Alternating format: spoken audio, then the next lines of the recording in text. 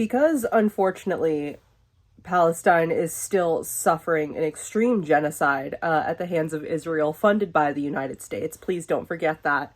I don't have, like up-to-date stuff that the infographic would have, because the infographic is much easier to make, like, at the moment with new information, while when this is being filmed and I'm talking about it versus when it's going to go up, unfortunately, there may have been, like, 60 more horrible things that have fucking happened. But I'm going to say here, where this is a video that my face is here, don't fucking stop talking about Palestine. Don't let people forget about it. Don't let politicians, don't even let, like, people in your daily life forget about it, because that's exactly what they fucking want. They want you to forget. They want you to stop talking about it. They want it to be so fucking inconsequential to you in your daily life. And by they, I mean Israel and the United States, because the United States government wants you to fucking forget about it. Israel wants you to forget about it. They want you to never talk about Palestine ever again. They don't want you to talk about the genocide. They don't want to talk about the atrocities that they're actively committing. The entire fucking point, even if you feel like this is a situation where sitting around and being like, I feel like I'm not doing anything, so I'm just not going to do anything. Don't. Actively talking about it and sharing it on social media is what we can do right now. From what I understand, because aid is being blocked by Israel for getting into Gaza, getting into Palestine, money is not, like, the best thing to do right now. It's not super great to be, like, donating, because it's not getting to Palestine. And if it's not being immediately seized by Israel, it's just at a standstill. So unfortunately, I'm going to say save your money, but talk about it. Don't let any part of it be quiet. Don't let any part of it disappear. Keep talking about what's happening in Palestine right now. Keep talking about the people of Gaza. Keep talking about the atrocities that are happening, because that's what Israel doesn't want you to do. Israel wants it to be, like, super swept under the rug. Like, oh, like, it's the holidays in the Western world. Like, they're so busy. They have so many things to do. Like, they're going to forget about it. Don't forget about it. That's how we can help right now. Hello, Friendzies. Welcome back to my channel. I tried to film this on my tripod, like I set up with my tripod, and I hated the way it looked. So we're doing this, and I don't know whether to move the camera closer or put it further away. I don't know, but hello, Friendzies. Welcome back to my channel.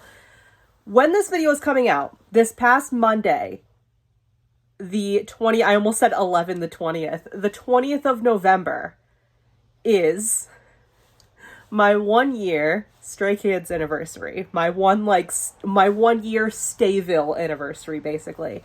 Because I am going to count the day a year ago that I posted a video on TikTok of the Case 143 video in the background with, like, me, like, partially off camera with the caption, any of you Stray Kids fans need to tell me everything and anything about them right now. I'm gonna say that that is the day that I officially got into Stray Kids. I like having a date on it because it's like a little day to celebrate.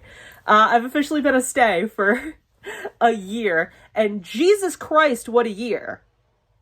I feel like I joined in where we're fucking skyrocketing, going full speed, because they're getting so popular. Everybody knows about them now, and it's really, really exciting. It's terrifying thinking about future concerts, but it's really exciting because I love them and I love everything about them, and it makes me happy that, like, other people know too. Also, the camera angle's different because I wanted to make sure I had everything in there.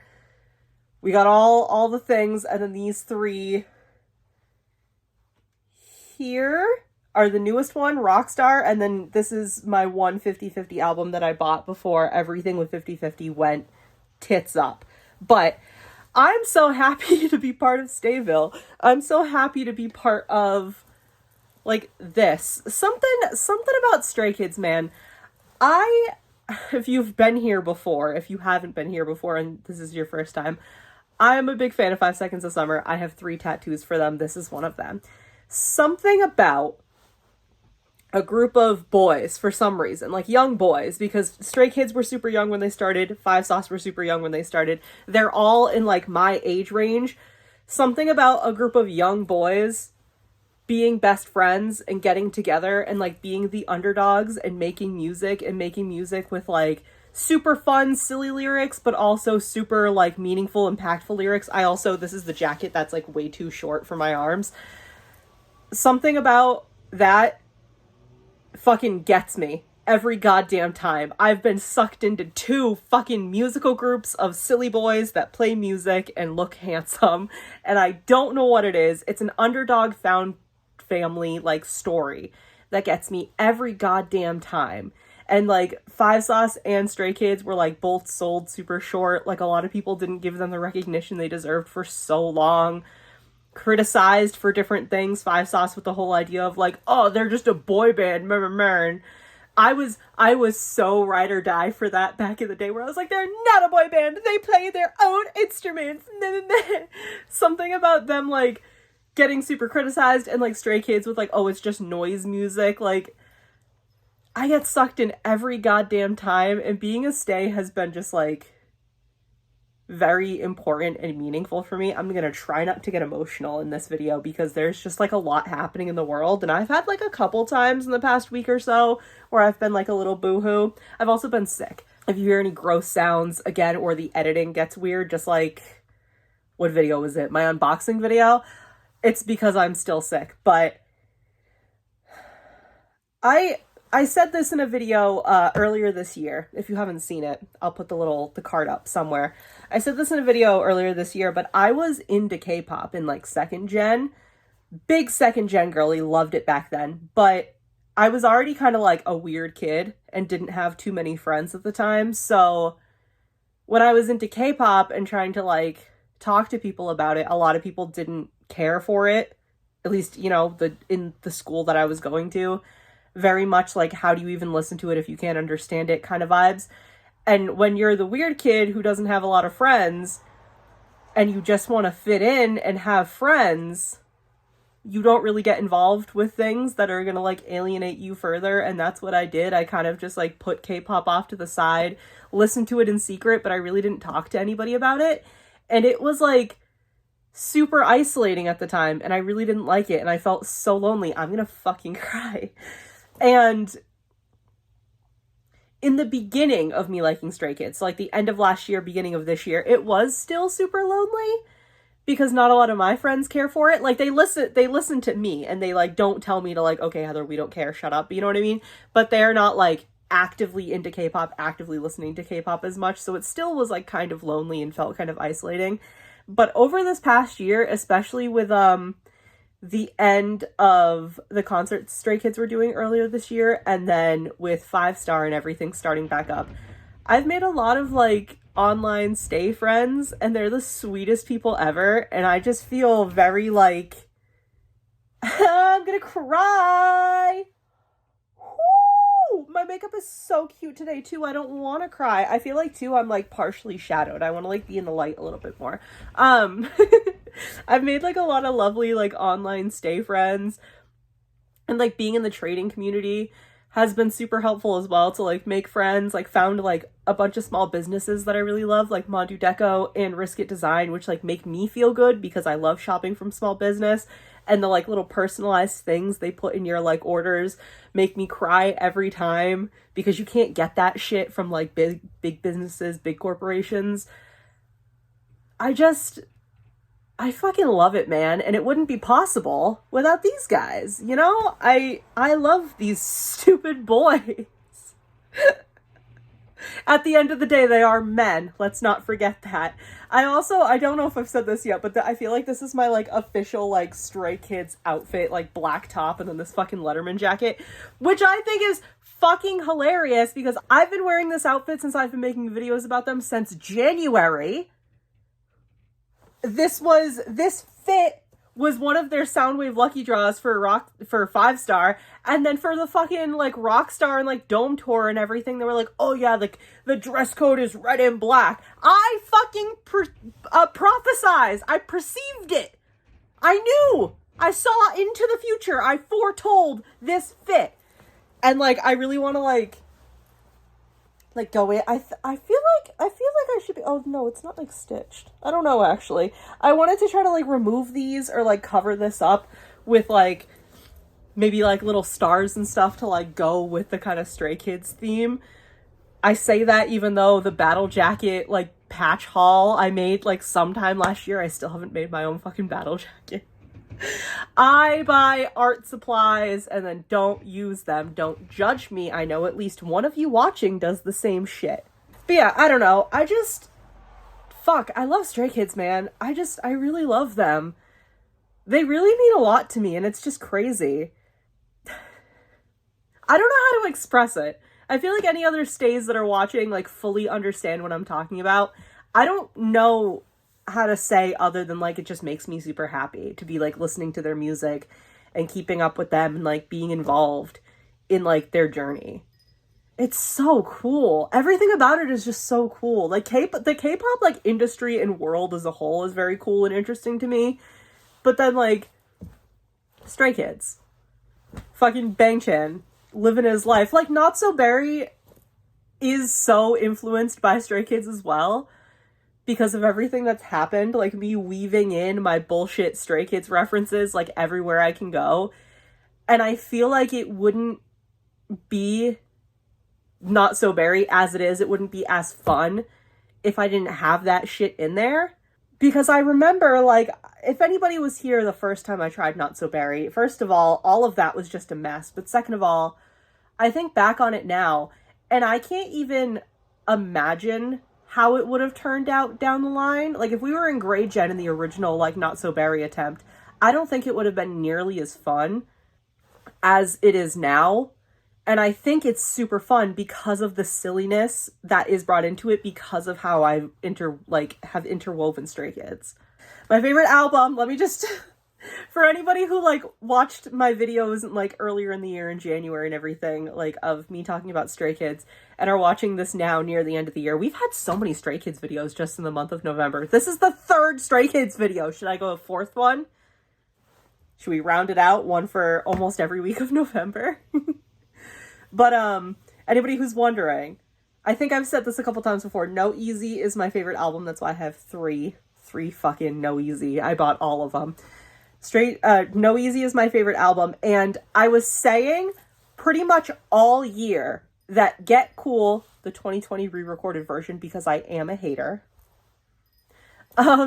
Get Cool is my favorite Stray Kids song, but lately I'm thinking it's actually The View, because every time I listen to The View and it, like, comes up on, like, edits and stuff, I start sobbing. I'm not even fucking kidding. I was looking up the lyrics for one of my specific Instagram posts. You know what? Actually, I'm going to put the Instagram post here. Go give that a like. Follow me on Instagram if you want. I am always, like, buying and trading and selling if you ever want to do photo card stuff with me. But I was looking up the English lyrics for The View to put in that caption. And I was looking at the lyrics and, like, reading the lyrics in English and just started crying. Like, what is up with me?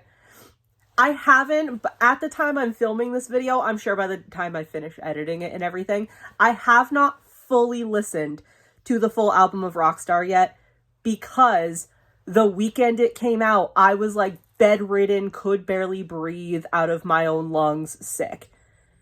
And then I haven't had time because then I was out for, like, a week at work between, like, different things I had going on in my life, and I had to take days off and, like, having to take time off from being sick. So I have not had a time to just, like, sit down and listen to the album, because what I did with 5 Star is somebody on Twitter had, like, found, like, all the English lyrics and, like, posted them. So each song I sat at my computer and listened to the song and, like, read the English lyrics with it, because that just, like, worked for me, and it, like, hit me in the fucking gut how good that album is. And it was, like, the first full-length album since No Easy, so it was, like, just, it was so good. So I really want to do that with Rockstar, so I just need to sit down and do that. I just have not had time, because I'm trying to catch up with Not So Berry, I'm trying to catch up with other videos, I'm trying to live my life. It's difficult. Anyway, I think my favorite song currently is The View. And, like, how can No Easy not be your favorite album when it's Domino, Cheese, The View? Like, come on. How can you put all of those songs on one album and have it not be my favorite album? Like, you've got to be fucking kidding me. I think that's also my favorite, just, like, era of Stray Kids ever. What was it like to be there? I came in at the end of Maxident. Like, Maxident was finishing when I finally joined. Case 143 is my Stray Kids song. That's the first song I ever heard to by them. And I think if I was to like to introduce people to like K-pop for the first time, I would probably play them Case 143 and then start getting them into like maybe some of like second gen music and then come back. Because Case 143 I feel like is a really good like introduction to K-pop song. I don't know how else to explain it. What else was I gonna say? I feel like I'm trying to like say a lot of things at once and I can't think of what I was trying to say. Maxon fucking slaps. I'm just gonna say. The first video I ever made about Stray Kids, so like that's the anniversary of like when I got into Stray Kids, my Stayville anniversary, was the Case 143 music video. But how I like found Stray Kids, very, very similar to how I found Five Sauce, which was through TikTok, or through Vine. Oh my god, I'm so sorry, Vine. I found Five Sauce through Vine. Like people posting edits and like clips of She Looks So Perfect, the music video. That's how I found Five Sauce. So I found Stray Kids on TikTok, and it was people posting fucking fan cams of Case 143. And the first ever Case 143 fan cam I ever saw was a Bang Chan one, and it was the fit where he like the jean jacket. He's wearing the cropped jean jacket. Does anybody know which one I'm talking about? That's the first fan cam I ever saw. I'm pretty sure just like of K-pop in general, because fan cams weren't really a thing back in second gen. And I saw that, and I'm looking at him, and I'm like, who is he? What is this group? Stray Kids. Huh. And then here I am. I'm down the fucking rabbit hole. My K-pop friend at work, she's super into K-pop, but she's a BTS girly, so it's a little bit of a different vibe. I also think my eyebrow is like slightly unhinged there. Slightly bit of a different vibe. But, she is, like, obsessed with the fact that I finally went down the rabbit hole. And she's like, see, you always said K-pop was stupid. I was like, no, I never said K-pop was stupid. I said I didn't have time for K-pop. Because at the time I didn't, because my brain was on a different hyperfixation. And this hyperfixation, I feel like, is one that's, like, super near and dear to my heart. And it's going to be a lot like Animal Crossing, where I have, in a sense, been here for a long time. But then I was, like, visiting other friends. I was visiting other fandoms, hyperfixations. You know, I stayed at Marvel's house for, like, a year and a half. Because why not? The same thing with Animal Crossing. I've been, like, in and out on certain things. But, fuck, dude. Why is this video so... I thought this video was going to be super short. Because I just wanted to say that I fucking love Stray Kids. And I'm so happy to be here. Their fucking 5-year anniversary, bawled like a baby. But also had like a very upsetting thought that I've worked at the job I currently work at longer than they've been a group. Also, I've been doing this longer than they've been a group. Their anniversary is in March, and then my YouTube like birthday is in June. And I think that's very, very cute. I'm really happy to be here. And I just want to say a big thank you to everybody that, like, when I posted that TikTok a year ago, a year and a couple days, I'm going to cry. I can feel it, like, in my nose and behind my eyes. I'm going to cry. I just want to say, like, a huge thank you if any of you see this video for, like,